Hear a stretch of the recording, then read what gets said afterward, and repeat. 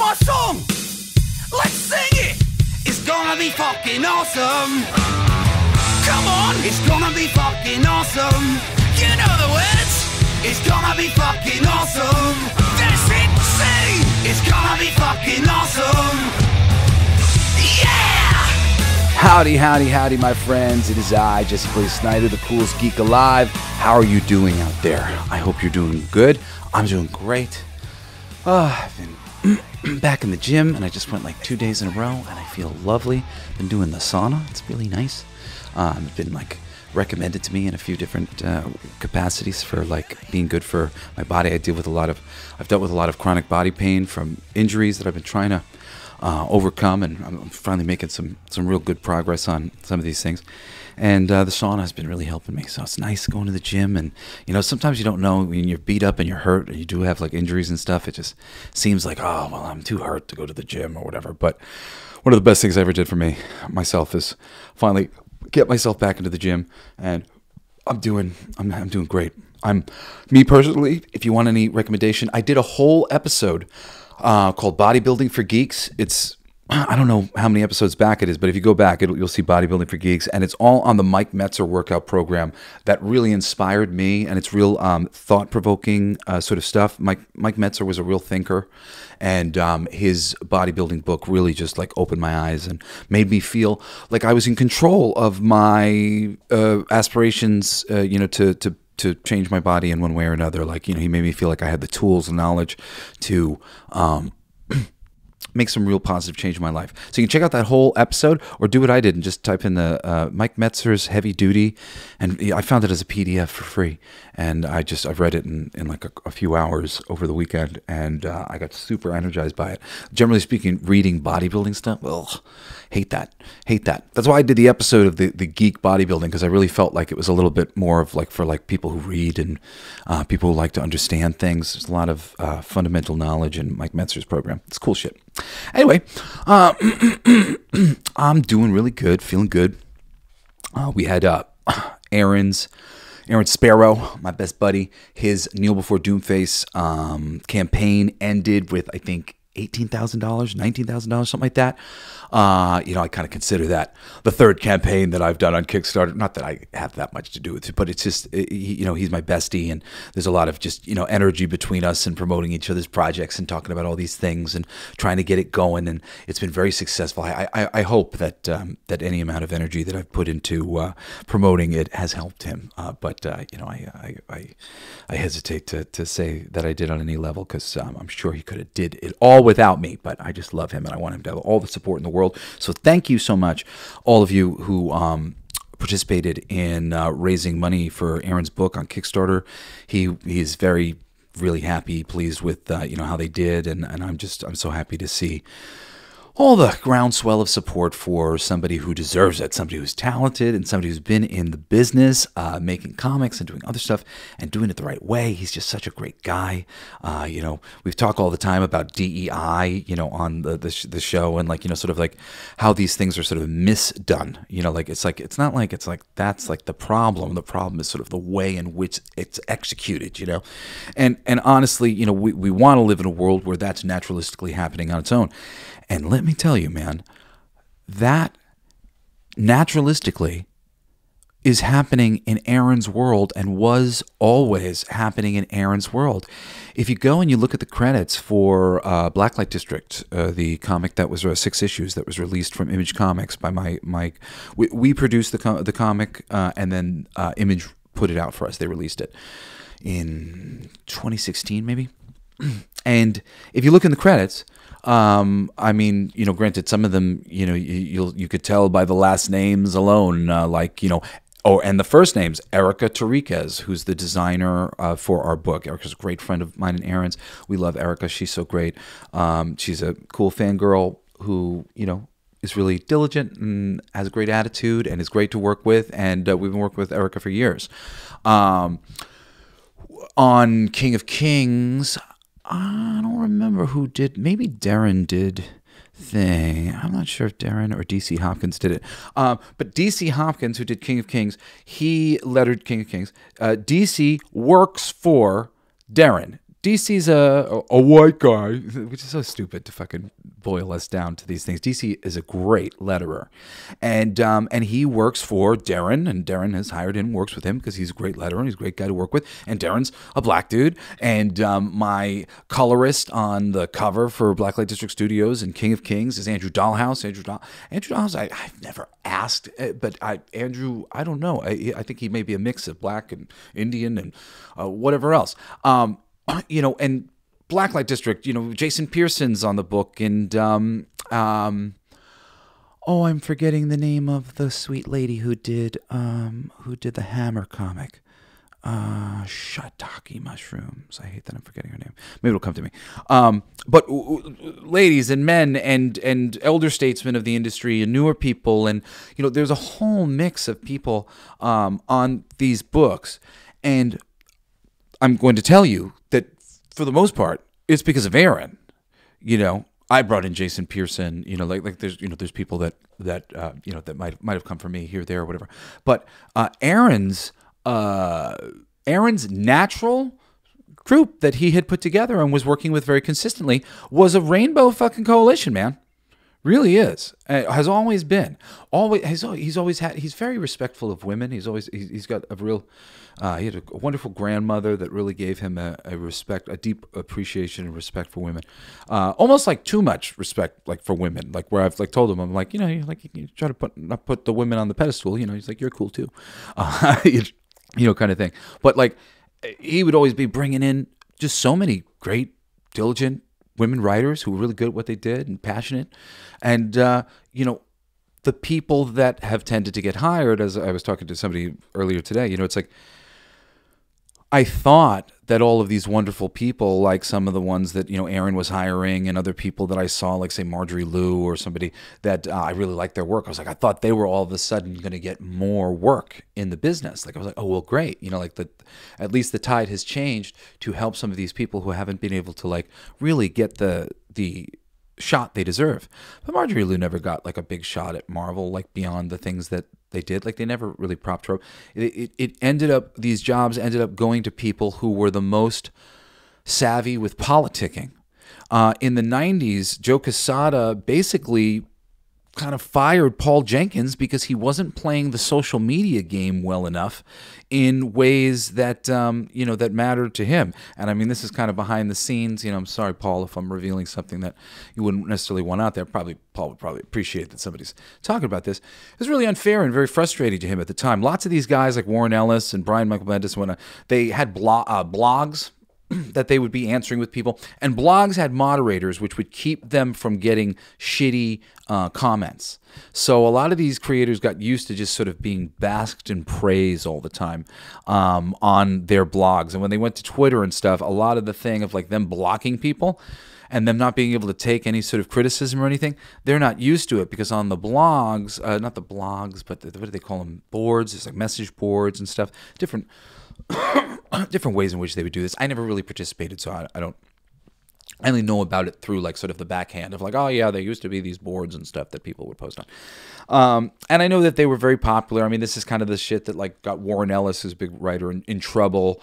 Apparently he was romancing too many of the people who were part of this thing, and ultimately the people that whose hearts he broke formed a coalition and went after him. It's so sticky and weird, social media, as it gets into all these things. I had picked comic books because I liked that it was a world of craftsmen and not actors and all this shit that all this superficiality was going into what was, being produced. So much thought about how they look as opposed to superheroes, let's say, or whatever. Any character in a comic book is an archetype. This represents the sexy redhead, this represents the sexy blonde, this represents the overweight mother lady who lives in a trailer park. There's some sort of shorthand drawing thing, but it is it's kind of insulting because everything is like a judgment. It's every character is being sort of just juxtaposed to stand out as the antithesis of the other things around it. This is this compared to this. This is this compared to this. This is this compared to this. And the more nuance and stuff is put into the drawing, the less easy it is to kind of take away the visual boom, boom. When the visual is really on the money with those strong silhouettes and, the basics of, oh, look at this heaving villain and look at this strong, brave superhero. These two images juxtaposed is good versus evil, and we understand that as soon as we have it. The moment you start to take the villain and, the villain kind of looks like a good, now you glance at the image and without context, you're like, what does this mean? Well, right, it loses a lot of meaning. The meaning was inherent in some of the visual, the physicality of everything that you had, showing you exactly what you wanted to see. Skip trips to the grocery store and get farm-fresh, pre-portioned ingredients and seasonal recipes delivered right to your doorstep with HelloFresh. They make home cooking easy, fun, and affordable. That's why it's America's #1 meal kit. And there's always something for everyone to enjoy on HelloFresh's weekly menu. With 50 chef-crafted recipes to choose from each week and customizable options to make your meals just the way you like them, you'll be able to easily satisfy any craving. Plus, save time during the busy holiday season with fewer trips to the grocery store thanks to HelloFresh Market. There's over 100 add-on items you can add to your weekly box, like quick breakfasts, packable snacks, beverages, and more. Best part for me has been learning how to make all these awesome new dishes. My mom's Italian, and that's basically all I know how to make in the kitchen. That and breakfast. Thanks to HelloFresh, I'm starting to learn how to prepare all sorts of things on my own. Don't tell HelloFresh I told you this, but if you like the recipe, you don't have to throw it away. Wink, wink. Money! Get 10 free meals at HelloFresh.com/freeCGA. Applied across 7 boxes. New subscribers only. Varies by plan. That's 10 free HelloFresh meals. Just go to HelloFresh.com/freeCGA. HelloFresh, America's #1 meal kit. So, that superficial thing, though, through social media, through the encouragement of people like Joe Quesada, who I love. Joe is a fucking talented person and a half. And this probably wasn't even an edict from him. But they wanted these creators to get involved in social media. They wanted them to be kind of social justice warriors and sort of making them look good and sort of generating constant free PR. That was like a big thing in the entertainment industry, as I was coming up. You would hear social media was free press. It was all this free publicity, and there's just if you do this, blah blah blah. It's just the easy way to do it. Film festivals, they will make they'll reject you sometimes if your film is too long, because they want as many films in the festival as possible, because they want to have as many different people, producers, writers, directors, actors, tweeting about, Facebooking about, telling everybody about this film festival and promoting their thing. This is a trick, and it's nothing that really, it works to some degree, but it doesn't really work. It's a lot of diminishing returns. I did a show where I go out and perform called The Ultimate Jam Night. It was out in Los Angeles. I was doing it largely just kind of to stay warm. It was, you'd go up and you'd do cover songs mostly. But occasionally I filled in for my friend hosting and a couple times or whatever. And, the unfortunate thing about what they were doing, which is what so many people are doing. Heavy Metal is guilty of this in the last runs of the previous versions of Heavy Metal magazine. I was one of the writers in Soft Wood, which was the humor magazine. They did issue number 1. Issue number 1 had like fucking 60 contributors. I mean, maybe more, like 60 stories. It was so long. Not all of them were great, and most of them were not so good. There was a few that were all right. Honestly, the one that me and my buddy Steve did was, we were swinging for the fences, and ours really kind of stands out amongst the other ones. And because a lot of them are just sort of meandering and like, what is this about? I don't know. It's just some visuals, and a lot of the visuals aren't great. But there's a lot of people contributing. And why do they do that? Well, they do that because we want all these people Facebooking and Twittering and doing all these things on TikTok, and everybody's going to say, and now look, all of these collaborators are in this book. They'll tell all their people, and it'll turn into a thing. But really, it just ends up turning your artistic class of people into beggars, and it's terrible. It's a really terrible thing. There's a wonderful thing that happens when people go, hey, we found this wonderful writer. Check out this book that we helped them produce. It's great. We got this great artist, too. You're going to love it. And then we're like, oh, we love it. This is great. But when the artist and the writer are like, okay, so hey, all my Facebook friends, Sally and Timmy and Jim, I got a book out and some Marvel and whatnot. Like there's a little piece of society that one is nervous to let other people get ahead of them in the world, and sometimes the energy of other people is trying to hold you back a little bit. And then also there's sometimes a little bit of an energy of like, oh, well, you got to earn this, Jim.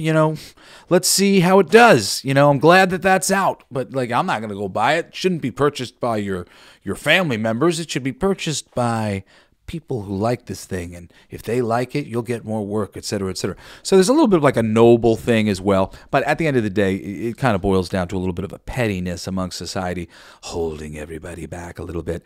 And all of these writers and whatnot are forced to do this thing. It's a little bit easier in the sort of economy that has been created for these women, lesbians, gays, racially diverse people or whatever, to promote their stuff as some sort of cultural moment. This is a cultural moment. It's important. It's of significance. A little bit harder to go, it's of significance for me. I wrote this thing for me. Please read this thing so I can get more work. It seems on some level like these people are doing like a social service, which really kind of makes me sick, because ultimately the majority of the time, there are some people who do this well, but most do not. In the end, it ends up being a bunch of masturbation and ends up being self-service, which is, not what we want at all. And, these wonderful people like the Marjorie Lius or Christopher Priest, who I've talked about before, kind of gamed the system when they tried to reach out to him to get him to write Cyborg. He said, no, I'm not going to be your token black writer. He's like, I'll write, something else kind of thing. But I'm not going to write like one of your black heroes, and be a diversity hire. And I think that's so fucking cool. Christopher Priest is the man. He's a great writer in himself. Quantum and Woody, Black Panther. He's written some great shit over the years. Really enjoy his stuff. The Crew. I don't know if they've ever collected that into a trade paperback, but it's really good. So this world is not doing diversity the right way, but Aaron, he has been. And, to see him rewarded, finally in so many ways and granted a little bit of independence just makes my heart sing. And thank you guys, for that so much. We just launched the third book on Kickstarter. It's not launched to buy it yet, but you can sign up for notifications now. If you type in Sugar and Bones, it's Sugar and Bones Magazine. And it's going to be a really cool one. It's going to be heavy metal meets kind of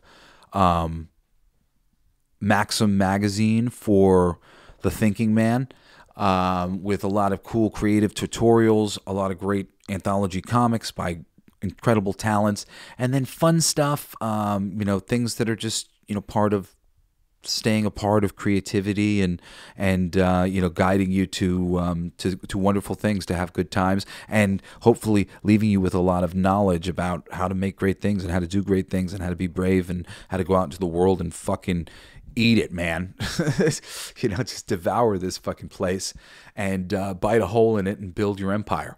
We need a lot more people behaving more boldly and seeing changes that need to be made and making them. I'm trying to do a lot of those things in my life right now as we speak, and so far so good on a lot of the fronts because of people like you. So thank you so much for listening to the show. Thank you so much for supporting those things, and listen to me chat about this for a second. It does relate a little bit to what we're going to be talking about, but again, it's Sugar and Bones, and yeah, check it out if you get a chance. Anyway, so Sony, for those of you who don't know, they have owned Spider-Man for a while, or owned the film rights to Spider-Man, because of deals that were made in the film industry long before Marvel decided to form its own studio. There were other characters that they didn't have available, like the Fantastic Four and Ghost Rider and Blade, and things that they eventually came back to Marvel when they bought Fox. And you may have heard about those things over the years. But Sony has maintained a hold over Spider-Man, even though they made a deal to bring Spider-Man into the Marvel Universe after they basically felt like their Spider-Man second try with Andrew Garfield had failed with the second movie. I quite liked Spider-Man, The Amazing Spider-Man, Amazing Spider-Man 2. Me and my whole family really liked it. Still like it. We still rewatch that movie. There's aspects of it that I do think are like cringe and choices I wouldn't have made that are, kind of, a lot of them are rectified in the Homecoming, when all Spider-Man come together in the third movie. I forget what the subheading of the movie is. There's a lot to like in those movies. But they got nervous, like so many of these studios do, and they abandoned the franchise before they could move into their Sinister Six plans. And Spider-Man came over to the Marvel Universe, and they started their own film universe devoid of Spider-Man. Now, this has been mostly a terrible idea. It is foundationally a terrible idea. The only thing that has worked for them out of the 6 films that they have released in this Spider-Man-less Spider-Man universe was the first Venom film. The other Venom films have been, considered largely diminishing returns, not going in a downward sort of pattern.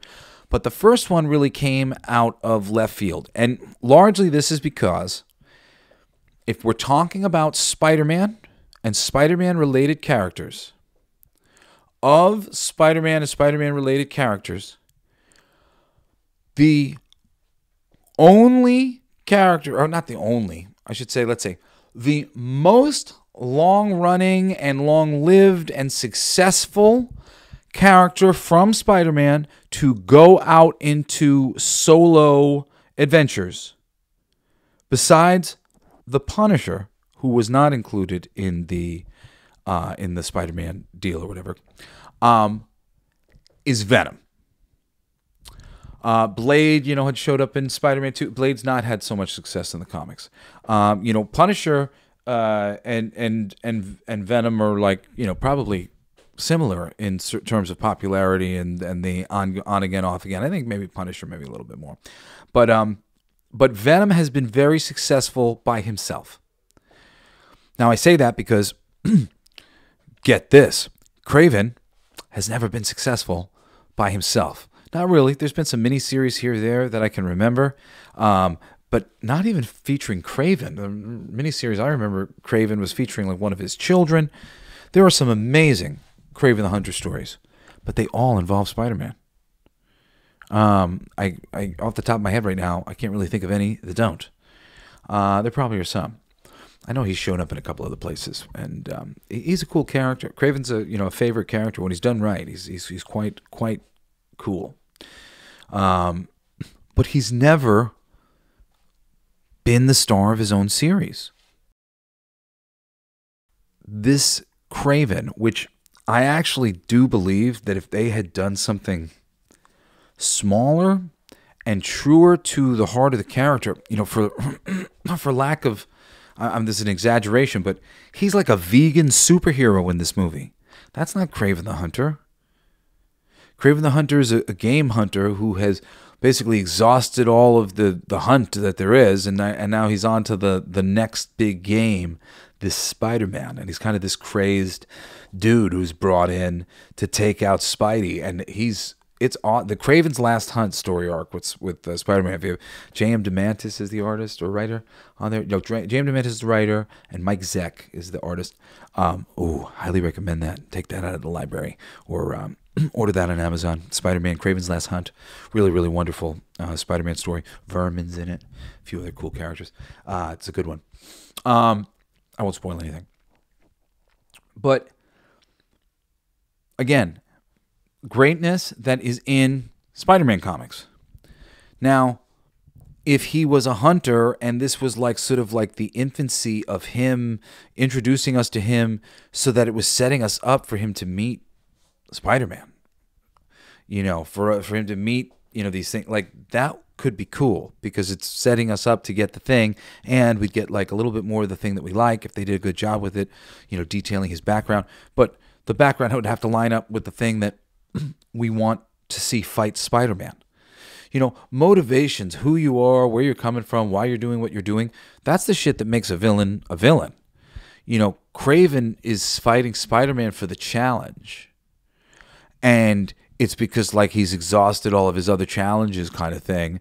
And, there's something really neat about that, and arrogant and sort of evil. You'd kill just for fun, just to see if you could, kind of thing. And that's the thing that makes KRAVEN cool. This non-ruthless, I care about animals version of KRAVEN isn't even KRAVEN. So, it's fucking stupid. We already talked about Madam Web. Madam Web in the comics, she's an old lady. She's an oracle. She's in a chair. It's like, if they had made Madam Web more of like an oracle type character and set her up with a team of Spider Women, and like maybe even like, I don't know, that might have been kind of fun or something. Just like if it was obviously not exactly something that we'd ever seen, but included lots of elements of different things that we had seen. Ariana's Spider-Man, which is a cool Spider-Girl, not Spider-Man, Spider-Girl. I don't know, she came out like late 90s or early 2000s. I would always buy things like that because I knew I was going to have kids, and then I had kids, and I wanted to find comic books that I could pass on to her that I thought were good representations of the medium, that I thought maybe might appeal to her a little bit more because, it was a girl or whatever it was. So I read a lot of these Spider-Girl comics at the time, and there were some things to like about some of them. And these characters are just thrown into this movie in no context. They don't have anything to do with fucking Madam Web and so many of these things, or not all of them do. Some of them do, maybe in some ways, in some stories, but they did whatever the fuck they wanted to do. And from the outside looking at it, it doesn't look like Madam Web. It doesn't look like Spider-Girl, and like none of the characters are reflective of the thing in any sort of way where we're like, oh man, that's that recognizable thing I like. So what else you got besides that? And again, Madam Web, no comic books. Like, I don't think there's any fucking Madam Web comic books at all. The Spider-Girls, who are the sub-tier characters there, like, Spider-Girls and, and Madam Web is an old lady featured, that could have worked. Who thought that was a fucking good idea? Probably the same person who thought greenlighting an El Morte movie. El Morto or El Morte? I don't even know this character. He's like some wrestling looking character with a death mask on. He's El Morto or El Morte, and they greenlit a movie starring him, and he was in like 1 or 2 issue, I think like 4, maybe there was like a 2-issue arc, and then like he showed up again. He had 2 appearances in Spider-Man. Guys, that's not the shit you should be adapting. You need to be adapting the things that have been collected into trade paperbacks over and over and over again, because people are interested in the stories. You need to like look at the print numbers. See how many fucking sales you have of these things. How many are getting sent back of the other ones. That's when you'll know what you should be fucking focusing your film production on. And somebody like me or Aaron or, my buddy Digger, like we could tell you a lot of that stuff because we sat, and we've been reading it. So we can go, it would be really great. It would be really great. I'm sure between any of us, we each would be able to pull from a story or some sort of reference and be able to go, oh, yeah, no, this is what you should be doing here, not this fucking Madam Web kind of thing. El Morte, of course, has never had a fucking... El Morte's never showed up on a cartoon. El Morte's never had a miniseries in the comics. It's crazy. Morbius, he's a character who's come out of Spider-Man. There's more that's been done with Morbius. Morbius has had his own book here, there. There have been some creative things that have done with Morbius. Some of those things have been cool. Some of those things are worth adapting. I personally actually enjoyed the Morbius movie. I didn't have any problems with it. Really liked the dude, the Doctor Who guy who played like his bad guy friend. I liked it. There was things about it that, the framing of all this stuff is sort of stupid. And, the connection to Spider-Man, as I said, I did an episode already, if you remember, like, I don't know, 2 months ago or whatever, on fixing Sony's Spider-Verse. Just like, this is how you do it. This is how you can make it huge. You could be very successful. The short version of my long show was like, that they could make a universe with Miles Morales. They could also do things with Andrew Garfield where they do this villain universe, just introduce Andrew Garfield into it so that every villain gets introduced with a movie about them or whatever, but with Andrew Garfield being a part of their origin. But instead of like it being all about Spider-Man, make it about them and just have like Andrew Garfield kind of show up at the beginning or whatever. Or do alternative versions of all these characters through a Miles Morales alternative universe. These are ways that, you know, you could really have success. But so Morbius, you know, it is not the craziest pick. You know, it is probably the second best pick for the thing. I don't think that they executed it well enough on a lot of different levels. You know, but I do think actually if they had tweaked their formula a little bit with Morbius, that could have been a success for them. Just as Venom was a success, because Venom, like Morbius, has a lot of cool character traits, aspects to them that are unique and interesting. You know, he's an alternative version of a vampire. He's kind of like a Beauty and the Beast type character. You know, a Romeo stricken with this bloodlust and a scientist trying to, you know, get over his thing, but he's like, you know, sort of like a, I don't know, like a heartbroken romantic character, with lots of pathos and very heavy vampire stuff, but cool science fiction version of that. Before Blade did it, you know, before Blade did science fiction vampire, the Morbius science fiction vampire thing was unique. Now it's so many different movies and stuff have done the science fiction vampire thing. So the Morbius character, which was unique at the time for those reasons, is less unique these days. So it was a little bit of a taller order. Venom now, he has a lot of traits that are great, you know, like him talking to himself, talking to the third person, the we, you know, and eating brains, you know, the various visual interpretations that have been developed for him over time, you know, just the hulking size and, you know, various, you know, looks with all the heads popping up and different ways of using his powers that are interesting that have come about. He's got a lot of unique things. So many of those unique things about Venom are made better by his relationship to Spider-Man.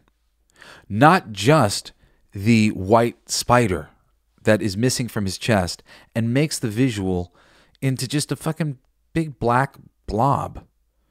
That white spider is so fucking necessary for that visual to really, really cut.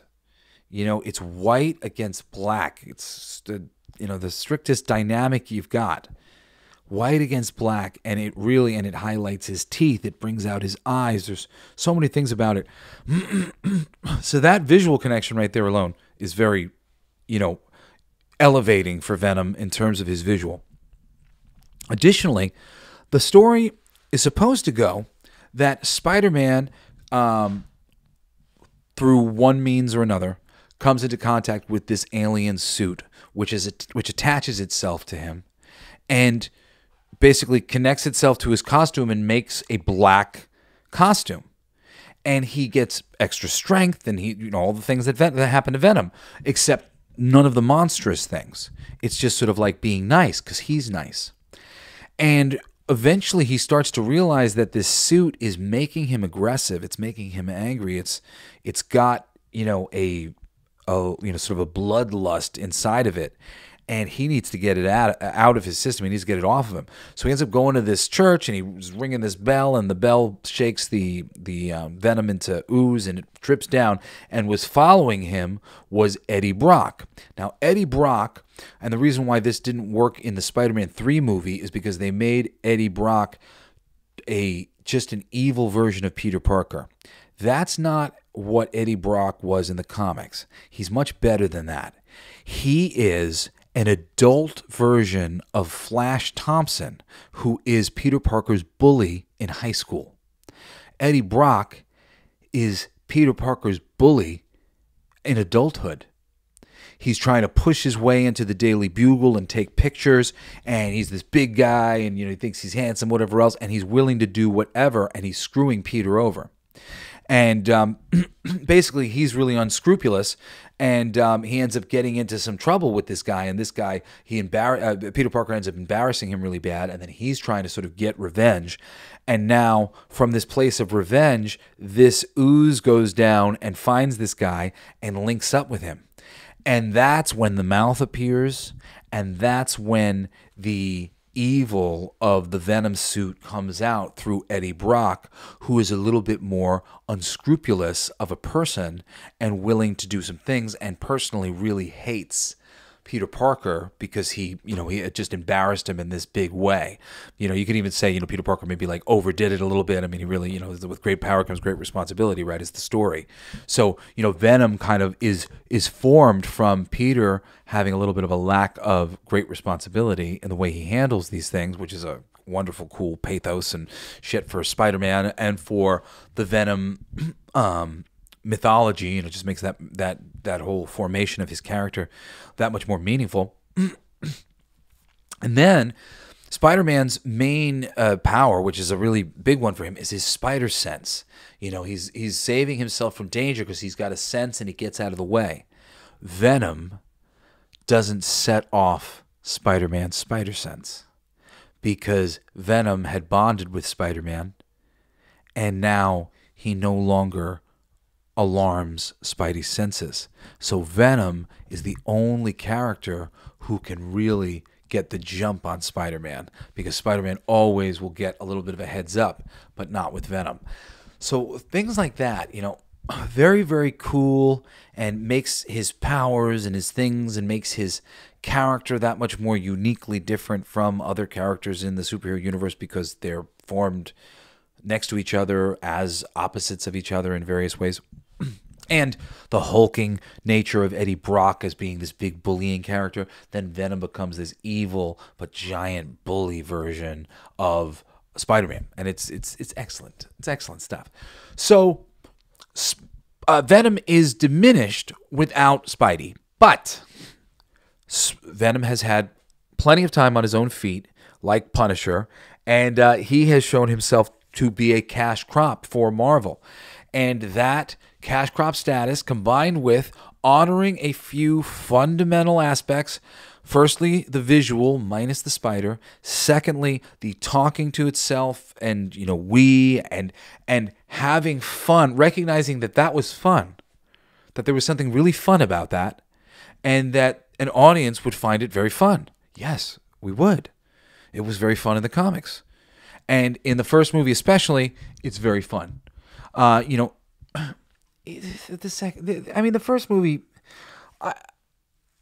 I enjoy them okay, but I'm not like throwing them on, for myself or whatever.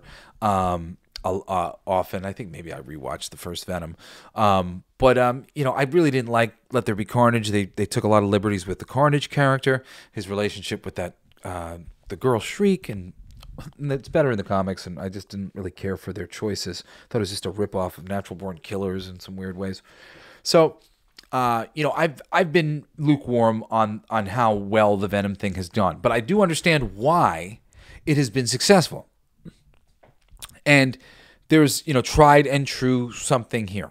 And so 3 movies, and, now that KRAVEN has officially flopped, and I don't have the exact numbers in front of me, and who really gives a shit what they actually are, but they spent a decent amount of money on it, and it is probably not going to make that back. I think it is the biggest of the flops of all of the Spider flops. I feel terrible for Aaron Taylor-Johnson, who's just such a handsome, sweet-looking guy. Just like when I get from his thing, I just find him very charming, and I think he looks so cool as KRAVEN. He's been in some recent movies that I've seen, and I thought he was really great in all of those movies, and I think he's so talented. At first, when I had heard him and his dad's being played by Russell Crowe, I was like, oh man, that could be cool. And it was very disappointing to slowly just realize that, oh fuck, they're not gonna do any of these things the right way. Now, there's been a rumor that has come out, and this is, take it with a grain of salt, but of course it's being propagated all over the place, and it doesn't really matter if it's true or if it's false. It really sort of is just a good point of discussion, because I got to imagine it's being discussed anyway, and the conversation's sort of interesting. But will Sony sell Spider-Man back to Marvel now that KRAVEN's flopped and their Spider-Verse is dead? And should they?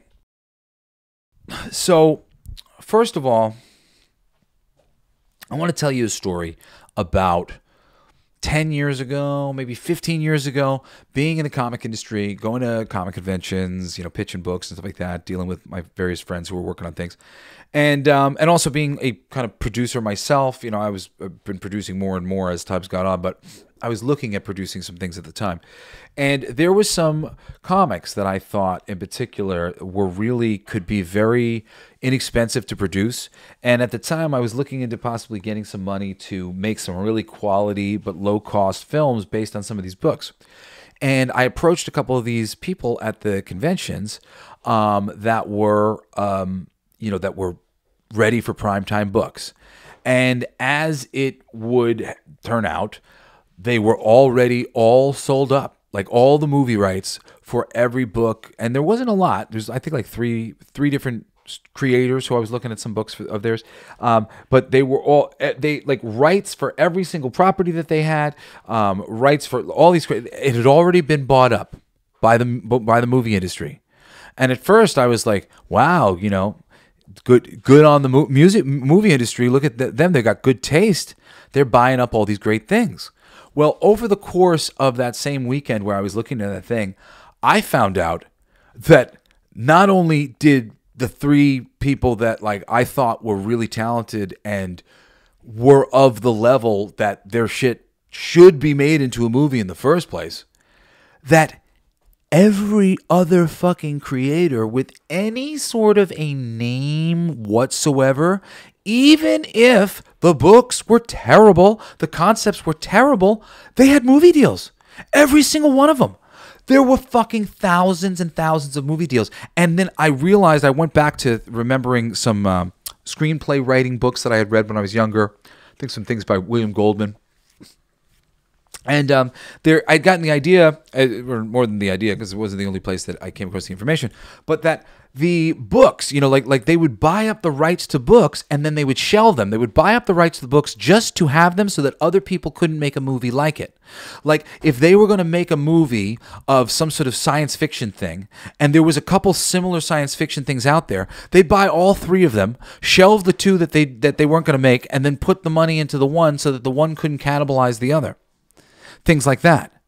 Or just ahead of time buy this writer and they've got the first option movie deal for every single book that they make, even if they don't ever make anything, and they have years and years to freaking do it. And then, after 7 years has gone by and they haven't made the movie or whatever, and you're a free agent with the movie and you try to go to pitch it around, but now the book came out 7 years ago and the heat's off the rose and maybe you're not as hot as you were then, or blah, blah, blah, blah, blah, blah, blah. And this is shit that happens to writers of books all the time.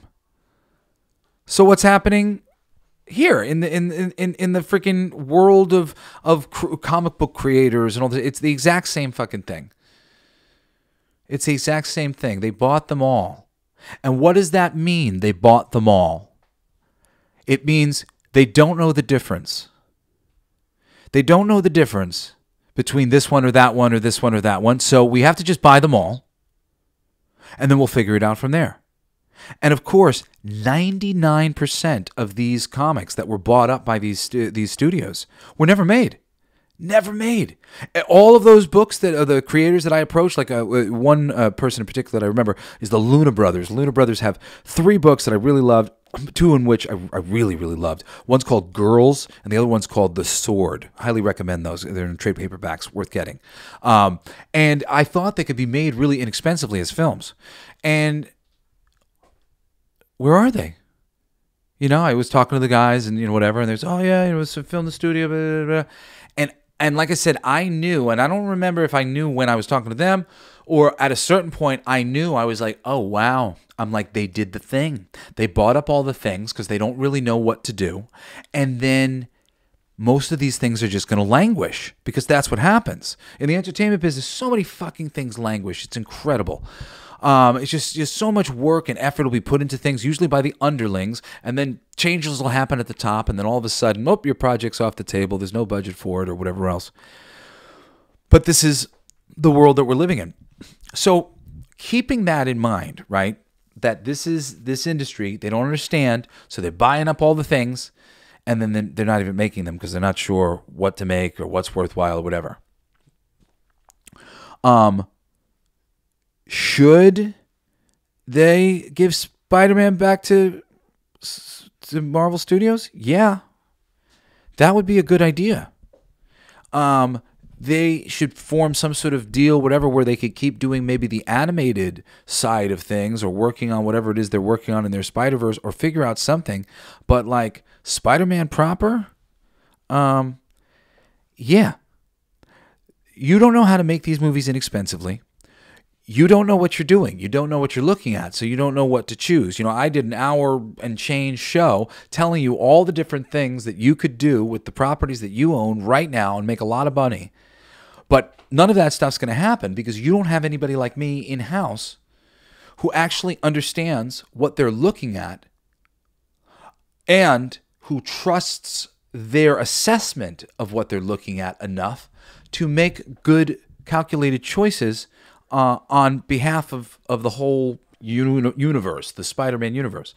Like I said, you know, they could introduce Andrew Garfield into this thing with the villains, and they could make it work in other ways. You know, it's like if Spider-Man was in the Silver Sable and Black Cat movie, that shit could work. You know, it's just Spider-Man. Spider-Man's the recipe for success. And if you're not going to do that, or you don't feel like you're going to be able to do that right, then yeah, get out of there. And I think these executives, if they're smart enough at the tippy top, they're going to go, this is a sticky situation. They're going to listen to the stupid adage that, like, you know, superhero movies are dying, you know, superhero movies are dead, or whatever it is. And he's going to go, you know, and they're also going to see that Marvel is fucking shit up. They are killing their brand in so many ways. So anybody who's aware of that, seeing a reality that Marvel is actually tanking all the goodwill that they've put up with the fans, that to a certain degree, the best thing that Marvel has right now is Spider-Man. They haven't tanked Spider-Man yet. They understand that Spider-Man is valuable to them still. Spider-Man could become less valuable to them if they start putting him in movies where things suck and it's not good. You know, and they might not want that responsibility. They might want a nice, quick payday and then not have to fucking worry about this shit anymore. I'm sure they like money, but the merchandising is going down. Marvel's merch is going down. All the merch across the board for, you know, all these Disney properties and all these mainstream geek culture properties, because they've savaged them, they're all going down.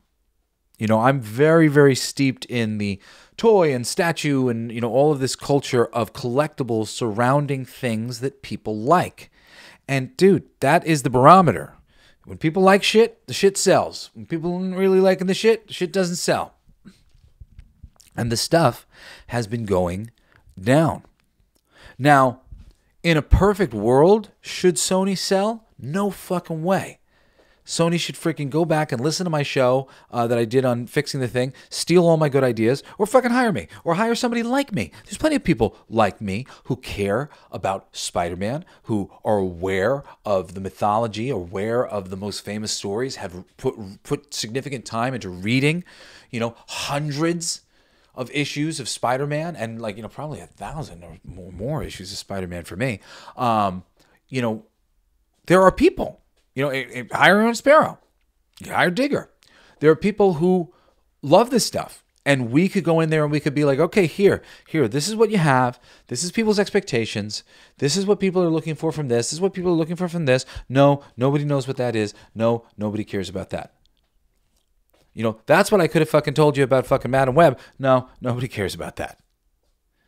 If she's a good mechanism for a story that we're trying to tell involving another character that's interesting, great. Yeah, use her as a supporting character. But she is not a leading character. El Morte, now, he's only appeared like 4 times. Nobody knows who the fuck that is. You get what I'm saying? Do you get what I'm throwing down?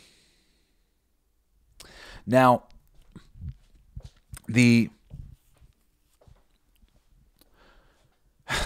it's frustrating because the movie, the Spider-Man, what is it? Spider-Man Homecoming, Spider-Man Far From Home, Spider-Man Home. I forget what the fucking subtitle for the third damn Spider-Man movie is. Something with home in it.